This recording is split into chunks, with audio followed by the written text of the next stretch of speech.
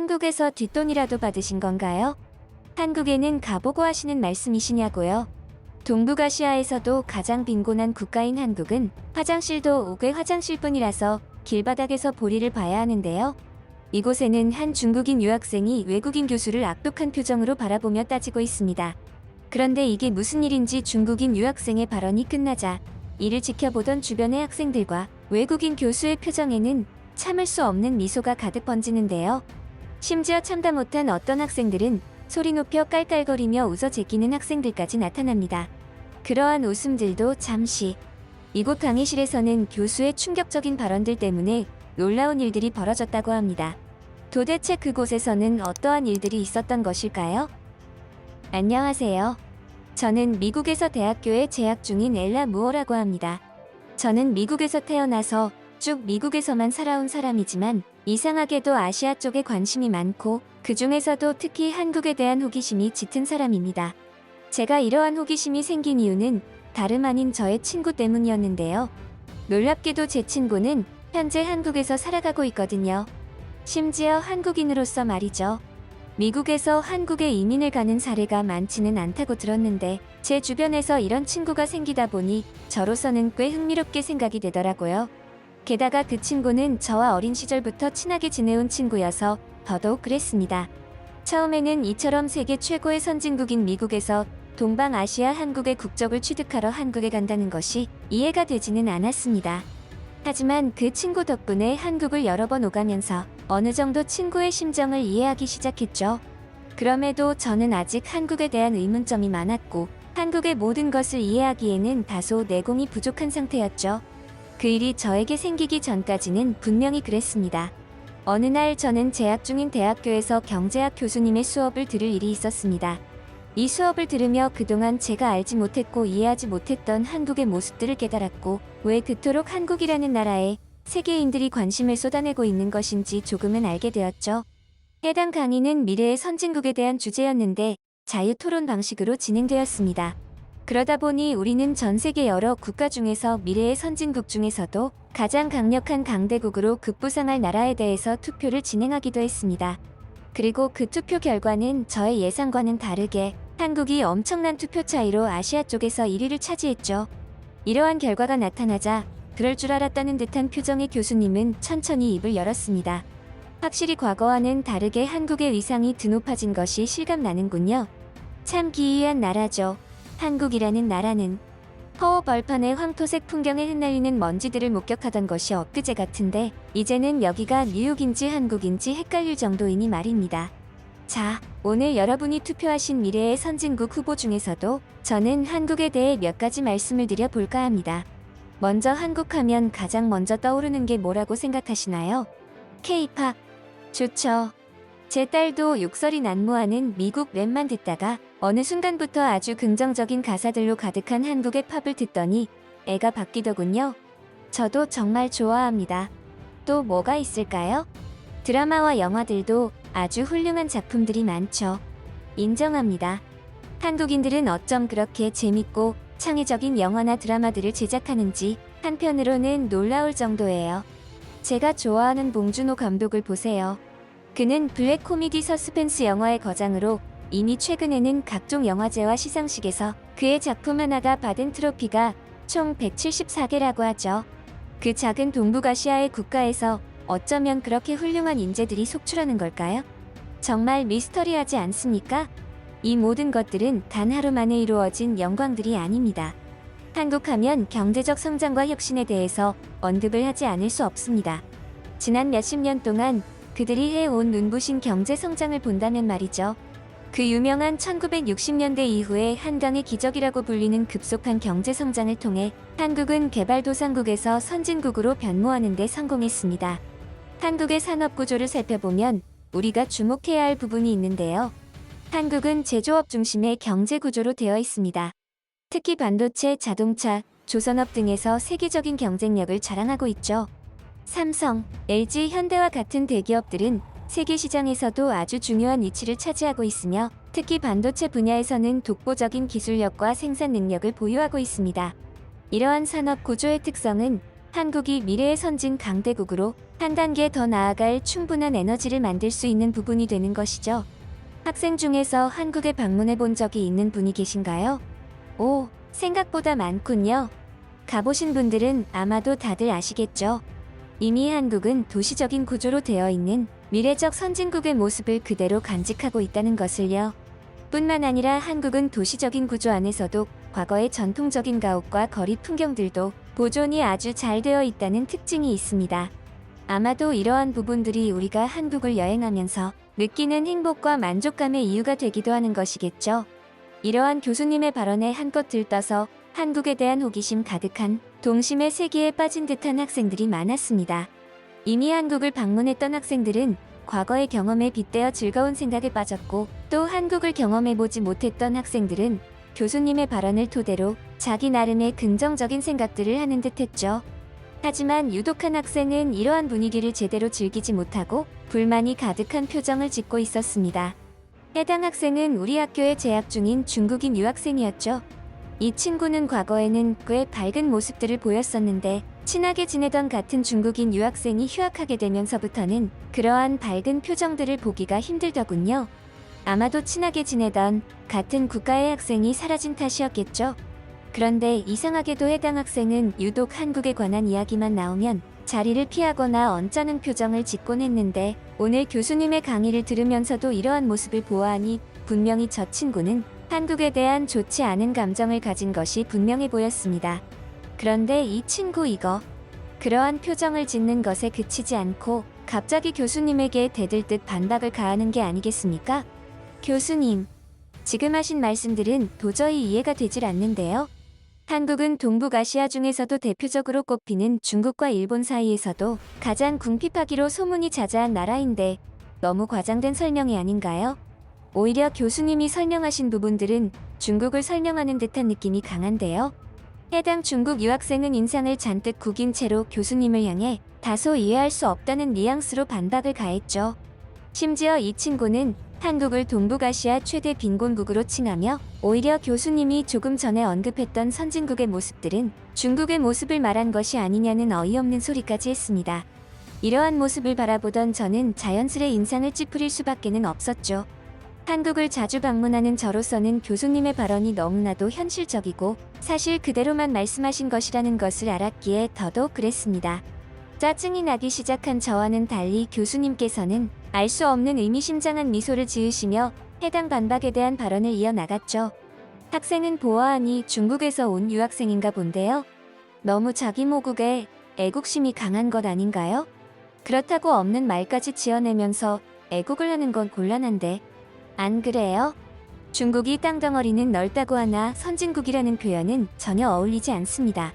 학생한테는 정말 안타까운 일이지만 중국은 한국처럼 선진국의 지위를 얻을 수 없을 거예요. 그 이유에 대해서 말해주죠. 중국이 미래를 선도하는 선진국으로 발돋움할 수 없는 여러 가지 이유가 있지만 먼저 경제적인 요인부터 살펴볼까요? 중국은 겉으로 보기에는 세계 2위의 경제대국으로 성장한 것이 맞습니다. 하지만 이에 따른 소득의 불균형은 그 어느 나라보다도 심각한 수준이죠. 대도시와 농촌 지역 간의 경제적 격차는 너무나도 극심합니다. 예를 들면 베이징이나 상하이 같은 대도시는 꽤 높은 생활 수준을 자랑하지만 그 외 농촌 지역에서는 여전히 많은 사람이 빈곤 속에서 살아가고 있어요.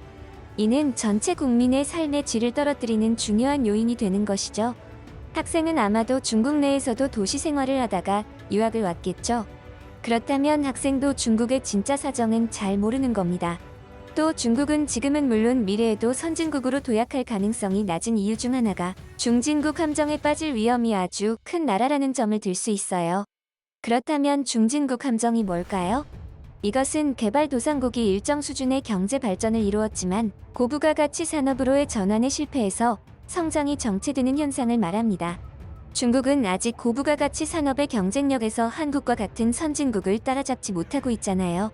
우리가 미래를 함부로 예단할 수는 없지만 역사가 곧 미래라는 말을 응용해보자면 중국은 그럴 가능성이 낮다고 말할 수 있는 겁니다. 무슨 말인지 알겠습니까? 게다가 중국은 부채 문제도 아주 심각합니다. 중국의 눈부신 경제 성장의 뒤에는 어마어마한 부채가 있어요. 부채에 의존해서 경제를 성장시켜왔다고 볼 수 있을 정도로 말이죠. 특히 지방정부와 국영기업의 부채가 급증하고 있는데 이것은 특히 경제의 안정성을 위협하는 중요한 부분이 될 수 있습니다. 하지만 무엇보다 중국이 미래의 선진국 대열에 포함될 수 있는 이유는 정치적인 요인이 큽니다. 중국의 정치 체제는 아주 경직되어 있어요. 이게 무슨 말이냐 하면 중국의 일당 독재 체제는 정책의 결정 과정에서 유연성을 결여하고 있다는 말입니다. 선진국 대부분은 민주주의 체제를 통해서 다양한 의견을 수렴하고 정책을 수정할 수 있습니다. 하지만 중국과 북한 같은 공산 사회 국가에서는 어떻습니까? 그들 통치자의 말이 곧 법이요 진리라고 봐도 무방하지 않겠습니까? 통치자에게 대항하거나 반발을 가하면 어떤 현상이 일어납니까? 숙청이라는 무시무시한 단어까지 우리는 듣게 되는 것입니다. 이처럼 중국의 정치 체제는 중앙 집권적이고 경직된 특성이 있어서 빠르게 변화하는 글로벌 환경에 대응하기는 굉장히 어렵다고 볼 수 있겠습니다. 또한 선진국은 대체로 법치주의와 인권 보호를 중시합니다. 하지만 중국은 법치주의와 인권 문제에서 많은 국제적 비판을 받고 있는 만큼 형평성에서 많이 뒤떨어지는 편이죠. 자유로운 언론 표현의 자유, 그리고 법적인 투명성이 부족한 것입니다. 중국 학생은 지금 이 자리에서 당신 국가의 정부에 대해서 합리적인 비판을 할 수 있습니까? 시진핑 주석이 이끄는 중국의 부정적인 부분에 대해서 입 밖으로 꺼낼 수 있겠느냐는 말입니다. 못하겠죠? 이게 현실입니다. 하지만 한국은 어떻습니까? 지금까지 중국이 미래의 선진국 대열에 포함되기 힘든 모든 이유를 극복한 나라가 바로 한국입니다. 현실을 부정해서는 앞으로 나아갈 수 없어요. 인정할 것은 인정하고 받아들여야 그것이 사람이든 국가든 발전이 있는 겁니다. 이와 같은 교수의 발언에 중국인 유학생 친구는 그야말로 몸을 사시나무 떨듯 부들부들 떠는데 자칫 지금의 상황을 모르는 사람이 보면 경기를 일으키나 싶은 정도였습니다. 거품이라도 물고 쓰러지는 게 아닌가 싶을 정도로 몸을 떨던 그 친구는 무언가 또다시 반박할 거리를 생각해내었는지 아니면 자신의 패배를 인정하기 싫은 것인지 끝까지 포기하지 않고 교수님을 물고 늘어지더군요. 교수님, 어떻게 그런 야비한 말씀을 하십니까? 제가 시진핑 주석에 대해서 잘못 입을 놀렸다가 어떻게 될지 몰라서 하는 소리예요. 게다가 한국이 무슨 중국의 부정적인 부분들을 극복했다는 말인가요? 왜 자꾸 한국만 좋게 말씀하시는 거냐고요? 혹시 한국에서 뒷돈이라도 받으신 건가요? 한국에는 가보고 하시는 말씀이시냐고요? 동북아시아에서도 가장 빈곤한 국가인 한국은 화장실도 5개 화장실뿐이라서 길바닥에서 보리를 봐야 하는데요. 그런 나라가 어떻게 미래의 선진 강국으로 발돋움할 수 있다는 거죠? 중국인 유학생은 갑자기 급발진하듯 씩씩대더니 뜬금없이 한국을 내려치는 전략으로 바꾸어서 반박하기 시작하더군요. 게다가 그러한 발언 중에는 한국에는 화장실도 5개 화장실뿐이라서 길바닥에서 보리를 봐야 한다는 대목에서는 경악을 금치 못했죠. 아니, 오히려 터져나오는 웃음을 참느라 아주 개고생을 했습니다. 그야 저는 한국에 있는 친구를 만나기 위해서 자주 한국을 방문하기 때문에 그러한 발언이 너무나도 터무니없는 발언이라는 것을 누구보다 잘 알았기 때문이죠. 이러한 생각은 비단 저 혼자만의 생각은 아닌 듯 했습니다. 한국을 방문해보지 못한 학생들은 아직 긴가민가 싶은 생각을 하는지 객관적인 입장을 고수했고 이미 한국을 방문해본 적이 있는 학생들은 저와 비슷한 반응을 보였죠. 급기야 어떤 학생 중에는 새어나오는 웃음을 참지 못하고 기어이 소리내어 웃어버리는 학생도 있었습니다. 그리고 고지어 교수님은 이러한 중국인 학생의 반박에 대한 답을 해주셨죠.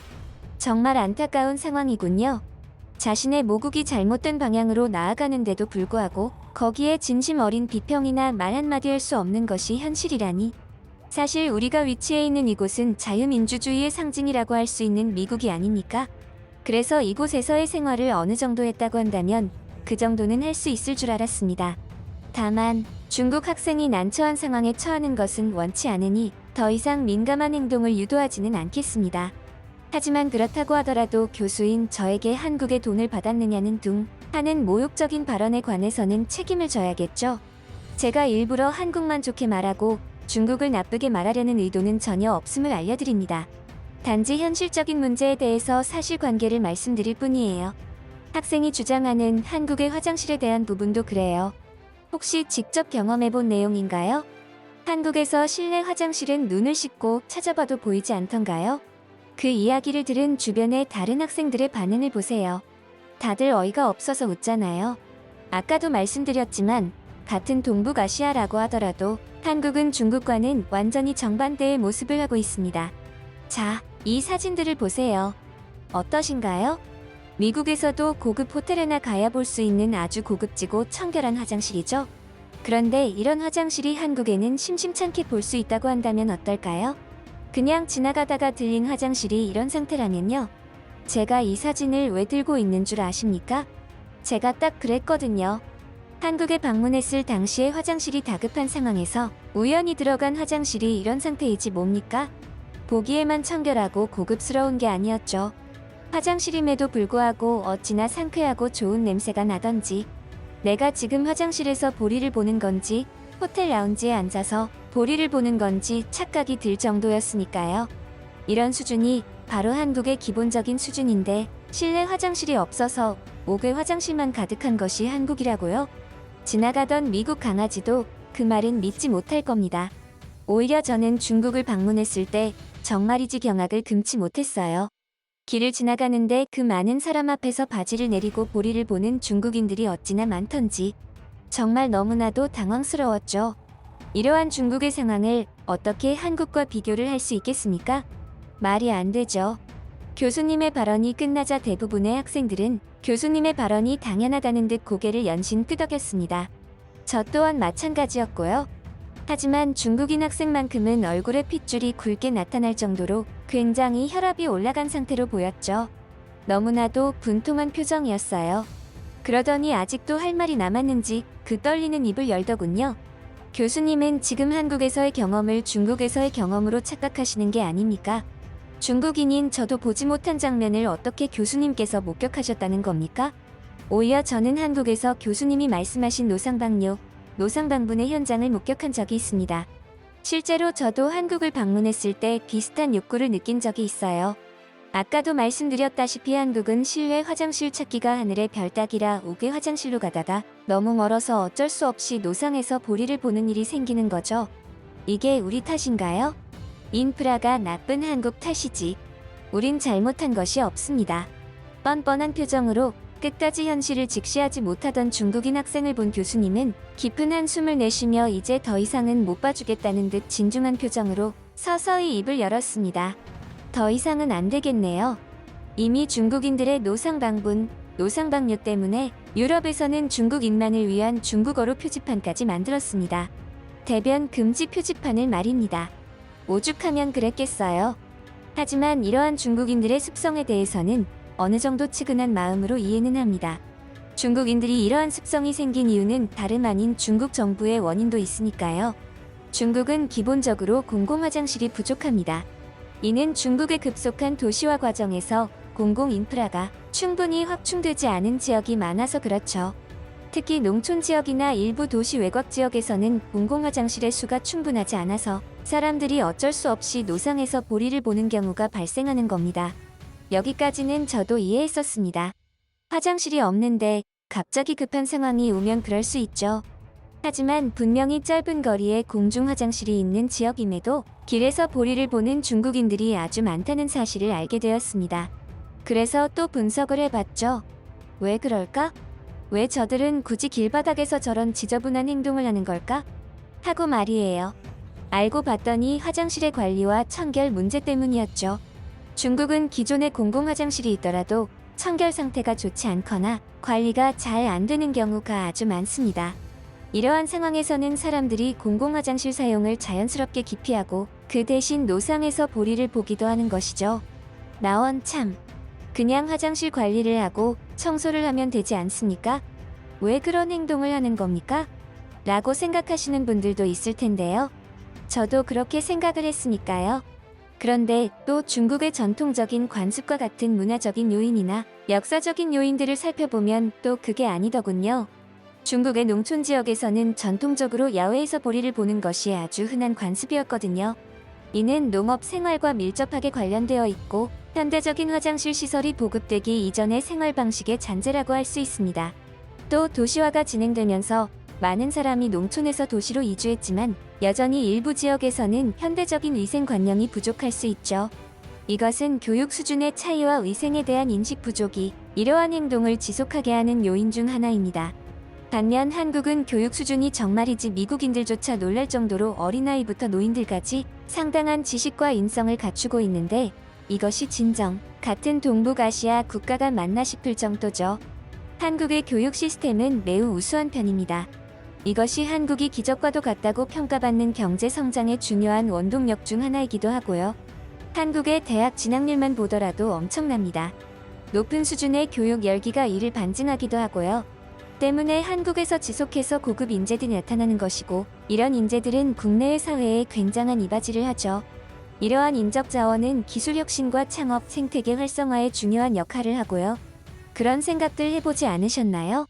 어쩜 저렇게 작은 나라에서 이런 인재들이 많이 배출되는 것인지 한간에서는 미스터리라고 할 정도로 의문을 제기하는 사람들도 있더군요.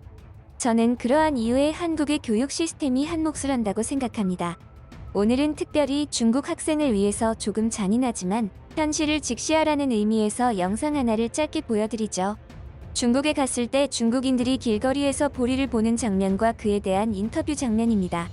교수님이 틀어준 영상에는 젊은 여성이 부끄럽지도 않은지 길바닥에서 보리를 보고 가던 길을 가려고 하는 영상이 있었고 그에게 다가가 인터뷰를 하는 장면도 포함되어 있었습니다.